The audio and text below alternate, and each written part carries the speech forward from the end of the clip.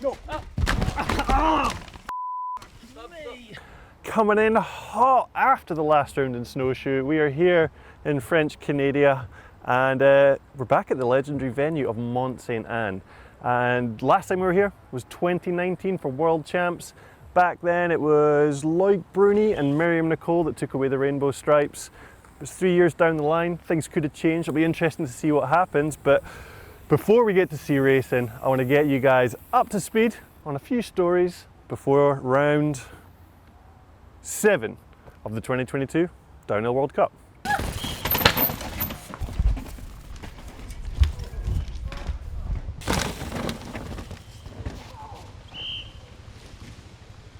This weekend sees some tough decisions for multidiscipline riders with the EWS and the Downhill World Cup happening on the same weekend. We've already seen Eddie Masters make the choice to miss snowshoe last week so we could go to Whistler to prepare for the EWS there.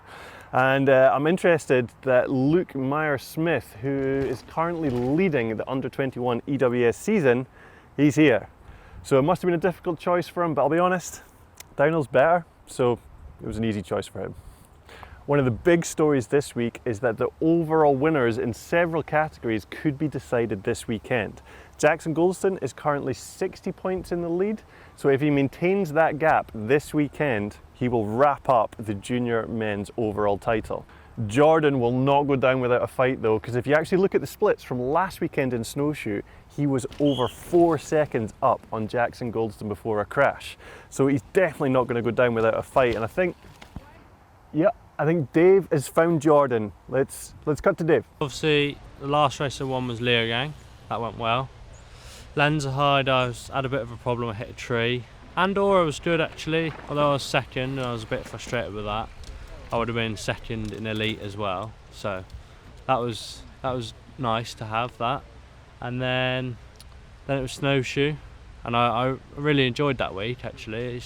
And my race run was going good. I was 4.3 up at the split, and then just had a stupid little crash. I went offline, hit my front wheel pretty hard, and it damaged the wheel a little bit, and then had quite a big crash afterwards. But we're on to Mont-Sainte-Anne, fresh start, and I'm really looking forward to it. The track looks good, and yeah, I'm excited. See, I was only about 10 points behind going into snowshoe, but now I didn't get any points. I'm a race behind, so but anything can happen, and I'm just going to take it race by race and see what happens.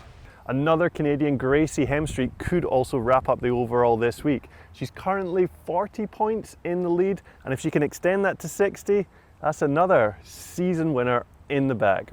But if Phoebe Gale can find some consistency to go with her all-out speed, we could see a real battle going into the final round. And unbelievably, Dave's found Phoebe. Let's go to Phoebe. No, I'm actually stoked to be here. Looks really cool. In Canada so far. And then snowshoe, just really hard all week. But actually, decent practice runs. But yeah, final one didn't really go to plan. And had 4 crashes, I think. So I was annoyed, but it is what it is, and more annoyed for the overall, I think. But not much you can do about it. We're here in Canada, so. Another junior female with an update is Jenna Hastings, who's currently sitting in 3rd in the overall. A crash in snowshoe actually saw her break her thumb, and she raced with a broken thumb in snowshoe. She's going to sit out this round. Hopefully things will be all good so she can come back for the final round in Val di Sole. The elite female battle is a much tighter affair with 3 riders that could change results even after this round. So we won't be wrapping up the title this race unless something major happens. Currently, Camille Balanche is sitting pretty at the top of that pile, but we could see things change after this round. And unbelievable, Dave, he's found Camille. No, he's not. He's found Mary. Yeah, last week was a real challenge. To stay on the bike was a goal, and maybe I went a bit over the limits on the top, and then I felt a bit exhausted for the bottom and crashed. So did half of the track really good, and then a messy bottom one, so that cost me the 2nd place. But it was a tough track. happy to be here. It's tough as well, but in a different way, you know. Coming as a long advance, you know, at the overall, so for sure anything is possible, but I'm really like trying to give my best and just to do the best biking I can do. So it's just gonna be like, yeah, that present moment and enjoying every time on the bike. Break. Glenn. I regret to interrupt the usual broadcast. News. Dave just called me.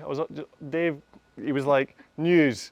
And I was like, what happened? And he was like, Camille Balanche, leading the series, coming in, practice, crash. Collarbone, done. That's breaking news. I'm very upset for her. That really sucks. News. I'm gonna go find Dave, see if he knows anything else. In the elite men's category, we won't be seeing Danny Hart this week as his daughter has just been born back home, and apparently there's been some complications, so he's gone home to support his family. I think I speak for everyone here. We say congratulations and we wish you all the best and good luck. We hope everything is all good. You are here in spirit, Danny, because I think everyone's been watching your helmet cam from 3 years ago because it's the best one on YouTube at the moment. So yeah, you're here in spirit. An elite male racer who is here this weekend, and I'm also very excited to see, is Ronan Dunn, who had his breakout race with a podium in snowshoe last week. He's clearly absolutely buzzing, and I mean, if Dave's going to talk with anyone this week, it's got to be him. So Dave. Trying to process kind of the whole thing was just a bit odd because like I never thought I'd actually be able to get a podium, to be honest, which was pretty, it's like the whole thing's kind of still just like trying to wake up from the whole experience. It was a pretty perfect week from P8 in time training and P5 in qualities, and after that my head kind of just like blew up. I didn't really know what to think was happening, and then the podium was just like to top it off. So I was like, yeah, just super happy to get a run that I was just felt good on, and even to make a small mistake at the end and still do well was just, yeah, I couldn't believe it. So hopefully try to carry that along to this one race would be pretty sweet. Finally, as the rain rolls in, Amaury Pierron is leading the series by a healthy margin, but he needs to extend that lead by 88 points over Loris Vergier and 66 points over Finn Isles. Nailed it. And if he does that this weekend, he will take the overall for the year. But it's going to be hard to do. It's going to be really tricky. He's going to need to perform this weekend, and to be honest, I feel like he would need to win to do it this week. No other elite racers have a chance of the overall, even if Amaury was to not race the next 2 rounds. So it's between those 3 at the top. And Dave is killing it. Unbelievable. We would not be able to do it without this unique individual, Dave. Dave, over to you with Loris. To be honest, like, things went wrong a couple times this year, so I'm just trying to take every race as it is and have fun, and the results will come or not, but so far like it's been challenging. And yeah, still with the number 2 plate, I don't really know how like it happens. I feel like lots of up and down for everyone, so it makes it, yeah, tricky. But then yeah, a lot of top 10s, and yeah, trying to win another one would be good, and in France would be even nicer. But yeah, to be honest, just like want to ride my bike and have fun and see if we are competitive, and yeah, that's the plan. And that's all I've got for you here today on practice day here in Mont-Sainte-Anne. And it's thanks from me, thanks from Dave, thanks from Pinkbike. Stay tuned, Inside the Tape tomorrow. We're going to get down deep and dirty on this absolutely insane, massive, huge, gargantuan track. Stay tuned for that. I'm going to go practice. It's going to be hectic. It's going to be fun.